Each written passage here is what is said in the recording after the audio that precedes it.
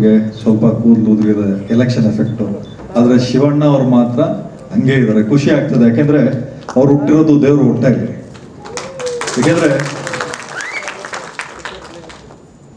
ಯಾರು ಇವತ್ತು ನಿಮಗೆ ಗೊತ್ತಿರ್ಬೋದು, ಕನ್ನಡ ಫಿಲ್ಮ್ ಇಂಡಸ್ಟ್ರಿ ಅಂದ್ರೆ ಇವತ್ತು ಇಲ್ಲಪ್ಪ ಒಂದು KGF ಸಿನಿಮಾ ಅಥವಾ ಇನ್ನೊಂದಷ್ಟು ಸಿನಿಮಾಗಳ ಹೆಸರು ಹೇಳ್ತಾರೆ. ಆದರೆ ಇವತ್ತು ಕನ್ನಡ ಸಿನಿಮಾ ಬಗ್ಗೆ ಯಾರಾದರೂ ಒಳ್ಳೇದು ಮಾತಾಡಬೇಕು ಅಥವಾ ಏನೋ ಒಂದು ಉದಾಹರಣೆ ಕೊಡಬೇಕು ಅಂದ್ರೆ ಅದಕ್ಕೆ ಉದಾಹರಣೆ ಡಾಕ್ಟರ್ ರಾಜ್ಕುಮಾರ್ ಅವರು ಅಂತ ಎಲ್ಲರೂ ಹೇಳ್ತಾರೆ. ಯಾಕೆಂದ್ರೆ ಶಾಶ್ವತವಾಗಿ ನಮ್ಮ ದೇಹ ಇಲ್ಲಿ ಭೂಮಿ ಮೇಲೆ ಇರಲ್ಲ. ನಾವು ಮಾಡಿರುವಂತ ಕೆಲಸ ಮಾತ್ರ ಶಾಶ್ವತವಾಗಿ ಭೂಮಿ ಇರೋವರೆಗೂ ಇದ್ದೇ ಇರ್ತದೆ.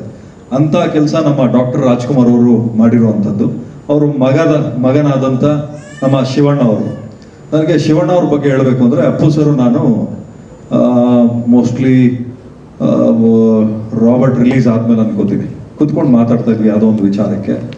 ಅವಾಗ ನಾನು ಹಿಂಗೆ ಕೇಳ್ತಾ ಇದ್ದೆ, ಏನು sir back to back films ಮಾಡ್ತಾ ಇರೋ ನಿಮ್ಮ ಬ್ಯಾನರಲ್ಲಿ ಅಂತ.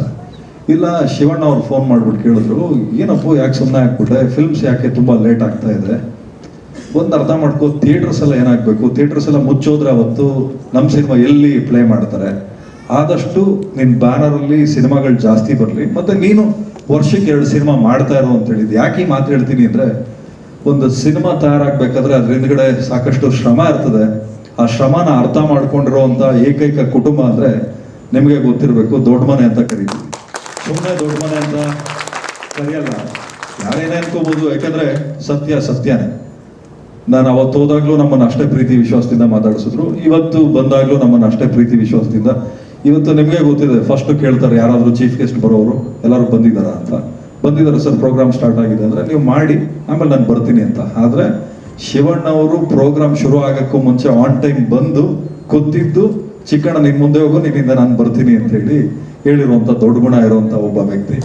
ಆಮೇಲೆ ಸ್ಕ್ರೀನಲ್ಲಿ ನಾನು ಹೇಳ್ತಾ ಇದ್ದೆ ನಮ್ಮ ಡೈರೆಕ್ಟ್ರಿಗೆ, ಒಂದು ಗಿಫ್ಟ್ ಅಂತ ಕೊಟ್ಟರೆ ಅದಕ್ಕೊಂದು ಬೆಲೆ ಕಟ್ತಾರೆ. ಆ ಗಿಫ್ಟ್ ಕೊಡೋದ್ರ ಜೊತೆಯಲ್ಲಿ ನಮ್ಮ ಶಿವಣ್ಣ ಅವರು ಇಷ್ಟಪಡಬೇಕು ಮತ್ತು ಜನನೂ ಇಷ್ಟಪಡಬೇಕು, ಒಂದು VT ರೆಡಿ ಮಾಡಿ ಅಂತ. ನಾನು ಹೇಳಿದ್ದು ಭಾಳ ಟೈಮ್ ಆಗ್ಬಿಟ್ಟಿತ್ತು, ಭಾಳ ಕಡಿಮೆ ಅವಧಿ ಇತ್ತು. ಅವಾಗ ನಮ್ಮ ಡೈರೆಕ್ಟ್ರು ಮತ್ತು ಇಡೀ ನಮ್ಮ ಸಿನಿಮಾ ತಂಡ ಒಂದು ಒಳ್ಳೆ ಎಫರ್ಟ್ಸ್ ಹಾಕಿ ಒಂದು VT ರೆಡಿ ಮಾಡಿದ್ರು. ನನ್ಗೆ ಅಲ್ಲಿ ಕುತ್ಕೊಂಡು ನೋಡ್ಬೇಕಾರೆ, ಅಯ್ಯೋ ಏನ ಶಿವಣ್ಣ ಅವ್ರ ಜೊತೆಲಿ ಇಷ್ಟು ವರ್ಷ ಅನ್ಯವಾಗ 7 ವರ್ಷ ಕಳೆದ್ಬಿಟ್ಟೆ, ಒಂದೊಂದು ಸಿನಿಮಾನು ಮಾಡಲಿಲ್ಲ ಅಂತ. ಯಾಕಂದ್ರೆ ಆ VT ನನಗೆ ಹೆಂಗೆ ರಾಕೆಟ್ ಹಚ್ಬಿಟ್ರೆ ಪಟ್ ಅಂತ ಮೇಲ್ಕ್ ಹೋಗ್ತದೆ, ಹಂಗೆ ಹೆಂಗನ ಮಾಡಿ ಶಿವಣ್ಣ ಅವ್ರ ಜೊತೆ ಒಂದು ಸಿನಿಮಾ ಮಾಡಬೇಕು ಅಂತ. ಯಾಕೆಂದ್ರೆ ನಾನೊಂದು ಇವತ್ತಿಗೂ ಅಷ್ಟೇ, ನಾನು ಸ್ನಾನ ಮಾಡ್ಬೇಕಾದ್ರೆ ನನ್ಗೊಂದು ಅಭ್ಯಾಸ ಇದೆ, ಅಥವಾ ನಾನು ಒಬ್ಬನೇ ಕಾರ್ ಓಡಿಸ್ಬೇಕಂದ್ರೆ ಒಂದಷ್ಟು ಸಾಂಗ್ ಕೇಳೋದು. ದೊರೆ ಸಾಂಗ್ ಇವತ್ತಿಗೂ ಕೇಳ್ತೀನಿ, ಆ ದೊರೆ ಟೈಟ್ಲು ಇವತ್ತಿಗೂ ಇಟ್ಕೊಂಡಿದ್ದೀನಿ ಅಂತ. ಅದೇ ರೀತಿ ಸಿನಿಮಾ ಇಂಡಸ್ಟ್ರಿ ಅಂತ ಬಂದಾಗ ಒಂದು ಕುಟುಂಬ, ಆ ಕುಟುಂಬನ ನಡೆಸ್ಕೊಂಡು ಹೋಗುವಂತ ಒಂದು ಇವತ್ತು ಯಜಮಾನ್ತನ ನಮ್ಮ ಶಿವಣ್ಣ ಅವ್ರಿಗಿದೆ. ಆ ಶಿವಣ್ಣ ಅವ್ರು ಬಂದು ನಮ್ಗೆ ಇವತ್ತು ಆಶೀರ್ವಾದ ಮಾಡಿದ್ದಾರೆ. ಯಾಕೆಂದ್ರೆ ಪ್ರೊಡಕ್ಷನ್ ಹೌಸ್ ಆಗಿ ಇವತ್ತು ನಾವು ಎಸ್ಟಾಬ್ಲಿಷ್ ಆಗಿದ್ದೀವಿ. ಆದರೆ ಚಿಕ್ಕಣ್ಣ ಒಬ್ಬ ಹೀರೋ ಆಗಿ ಎಸ್ಟಾಬ್ಲಿಷ್ ಆಗುವಂತ ಒಂದು ಅವಕಾಶ ಬಂದಾಗ ಅದು ಒಳ್ಳೆಯವ್ರ ಕೈಯಲ್ಲಿ ಆಗಬೇಕು. ಅದು ಇವತ್ತು ಶಿವಣ್ಣ ಅವ್ರ ಕೈಯಲ್ಲಿ ಆಗಿದೆ, ಬಹಳ ಖುಷಿ ಆಯಿತು. ಅದಾದ್ಮೇಲೆ ಈ ನಮ್ಮ ಕಾರ್ಯಕ್ರಮಕ್ಕೆ ಕೀರ್ತಿರಾಜ್ ಸರ್ ಬಂದಿದ್ದಾರೆ.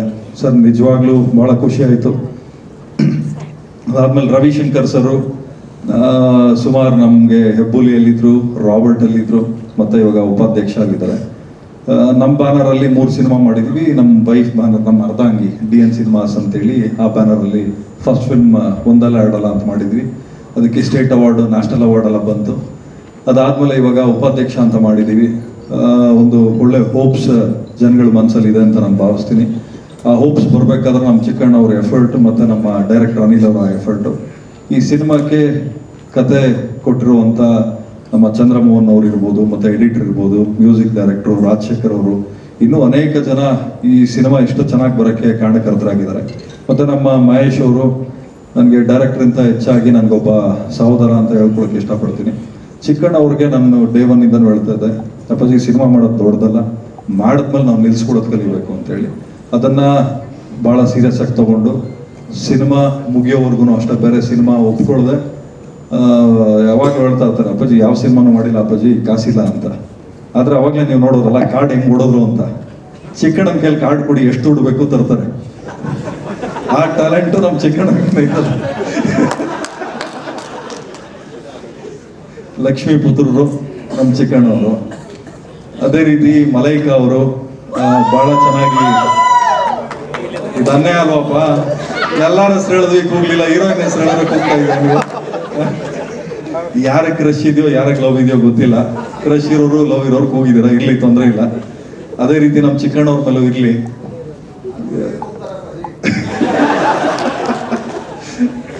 ನಿಮ್ಮೆಲ್ಲರ ಆಶೀರ್ವಾದ ನಮ್ಮ ಉಪಾಧ್ಯಕ್ಷ ಮೇಲೆ ಇರ್ಲಿ ಅಂತ ಕೇಳ್ಕೊತೀನಿ.